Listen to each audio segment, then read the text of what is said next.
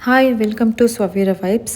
ಇವತ್ತು high protein ಹಾಗೆ zero oil ಅಂದರೆ ಒಂಚೂರು ಎಣ್ಣೆ ಯೂಸ್ ಮಾಡದೆ ಕ್ರಿಸ್ಪಿಯಾಗಿ ಪೆಸರಟ್ಟನ್ನ ಹೇಗೆ ಮಾಡೋದು ಅಂತ ಡೀಟೇಲಾಗಿ ನೋಡೋಣ. ಒಂದು ಪಾತ್ರೆಗೆ 2 ಕಪ್ಪಷ್ಟು ಹೆಸರು ಕಾಳು ಅಥವಾ ಹೆಸರು ಬೇಳೆನ ಹಾಕಿ ಅದಕ್ಕೆ 1/4 ಭಾಗದಷ್ಟು ಅಂದರೆ ಅರ್ಧ ಕಪ್ಪಷ್ಟು ಕಡಲೆಬೇಳೆ, ಅರ್ಧ ಕಪ್ಪಷ್ಟು ಅಕ್ಕಿನ ಹಾಕಿ 1 ಸ್ಪೂನ್ ಮೆಂತ್ಯ ಹಾಕಿ. ಮೆಂತ್ಯ ಹಾಕೋದ್ರಿಂದ ಕಲರ್ ಚೆನ್ನಾಗಿ ಬರುತ್ತೆ, ಹಾಗೆ ಅಕ್ಕಿ ಹಾಕೋದ್ರಿಂದ ದೋಸೆ ಕ್ರಿಸ್ಪಿಯಾಗಿ ಬರುತ್ತೆ. ಇದನ್ನೆಲ್ಲನೂ ನೀಟಾಗಿ ತೊಳ್ಕೊಂಡು ನೀರು ಹಾಕಿ ಮಿನಿಮಮ್ ಒಂದು 6 ಗಂಟೆ ಅಥವಾ ಇಡೀ ರಾತ್ರಿ ಇದನ್ನು ನೆನೆಸಿಟ್ಕೊಳ್ಳೋಣ. ನೆಕ್ಸ್ಟ್ ಈ ಥರ ಚೆನ್ನಾಗಿ ನೆಂದಿರುತ್ತೆ. ಇದನ್ನು ಒಂದು ಮಿಕ್ಸಿ ಜಾರಿಗೆ ಹಾಕಿ ಸ್ವಲ್ಪನೇ ನೀರು ಹಾಕಿ 1 ಇಂಚಷ್ಟು ಹಸಿ ಶುಂಠಿ, 2 ರಿಂದ 3 ಹಸಿಮೆಣಸಿನಕಾಯಿ ಹಾಗೆ ಸ್ವಲ್ಪ ಉಪ್ಪು ಹಾಕಿ ಚೆನ್ನಾಗಿ ರುಬ್ಕೊಳ್ಳೋಣ. ಇವಾಗ ಚೆನ್ನಾಗಿ ಗ್ರೈಂಡ್ ಮಾಡ್ಕೊಂಡಿದ್ದಾಯಿತು. ಹಿಟ್ಟು ಸ್ವಲ್ಪ ಈ ಹದಕ್ಕೆಲ್ಲಿ ದೋಸೆ ಚೆನ್ನಾಗಿ ಕ್ರಿಸ್ಪಿಯಾಗಿ ಬರುತ್ತೆ. ನಂತರ ರುಬ್ಬಿರೋ ಹಿಟ್ಟನ್ನ ಪಾತ್ರೆಗೆ ಹಾಕ್ಕೊಂಡು ಒಂದ್ಸತಿ ಚೆನ್ನಾಗಿ ಕಲಸಿ ಕನ್ಸಿಸ್ಟೆನ್ಸಿ ನೋಡಿ. ಬೇಕಾದರೆ ಸ್ವಲ್ಪ ನೀರು ಹಾಕ್ತಾ ಈ ಥರ ಒಂದು ಕನ್ಸಿಸ್ಟೆನ್ಸಿಗೆ ರೆಡಿ ಮಾಡ್ಕೊಳ್ಳಿ. ಈ ಕಡೆ ಒಂದು ದೋಸೆ ತವಾಗೆ ಸ್ವಲ್ಪ ಎಣ್ಣೆ ಇಟ್ಕೊಳ್ಳೋಣ. ಈ ಥರ ದೋಸೆ ಮಾಡೋಕ್ಕೆ ಮುಂಚೆ ಆಯಿಲ್ ಗ್ರೀಸ್ ಮಾಡೋದ್ರಿಂದ ದೋಸೆ ಪ್ಯಾನಿಗೆ ಅಂಟಲ್ಲ, ನೀಟಾಗಿ ಬಿಡುತ್ತೆ. ನಂತರ ಈ ಕಡೆ ತವಾ ಕಾಯಕ್ಕೆ ಇಟ್ಕೊಂಡು ಹೈ ಫ್ಲೇಮಲ್ಲಿ ತವಾ ಕಾದ್ಮೇಲೆ ಸ್ವಲ್ಪ ನೀರು ಚುಮ್ಮಿಸಿ ಈ ಥರ ಒದ್ದೆ ಬಟ್ಟೆಯಿಂದ ಒರೆಸಿ ಫ್ಲೇಮ್ನ ಲೋ ಮಾಡಿ. ಹೀಗೆ ಮಾಡೋದ್ರಿಂದ ದೋಸೆ ಹಿಟ್ಟನ್ನ ಎಷ್ಟು ತೆಳ್ಳಗೆ ಬೇಕೋ ಅಷ್ಟು ಸ್ಪ್ರೆಡ್ ಮಾಡ್ಬೋದು, ಅಂಟಲ್ಲ.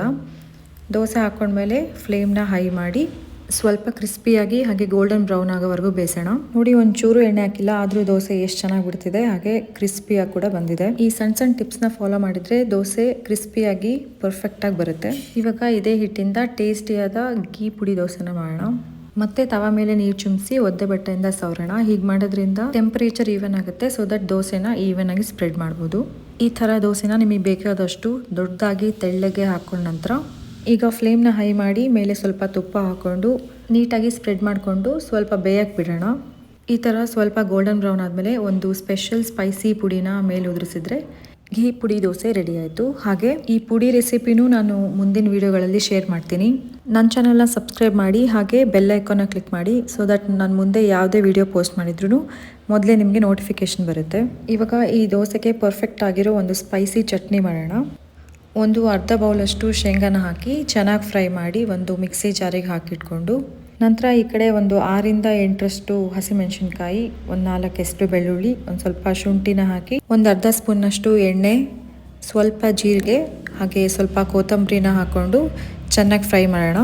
ಫ್ರೈ ಆದಮೇಲೆ ಇದನ್ನು ಮಿಕ್ಸಿ ಜಾರಿಗೆ ಹಾಕ್ಕೊಂಡು ಸ್ವಲ್ಪ ಹುಣಸೆ ಹಣ್ಣು, ಅರ್ಧ ಕಪ್ ಕಡಲೆ ಹಾಗೆ ಅರ್ಧ ಕಪ್ನಷ್ಟು ಒಣ ಕೊಬ್ಬರಿ, ರುಚಿಗೆ ತಕ್ಕಷ್ಟು ಉಪ್ಪನ್ನ ಹಾಕಿ ಸ್ವಲ್ಪ ನೀರು ಹಾಕಿ ಚೆನ್ನಾಗಿ ಗ್ರೈಂಡ್ ಮಾಡಿಕೊಂಡು ಒಂದು ಬೌಲಿಗೆ ಹಾಕೋಣ.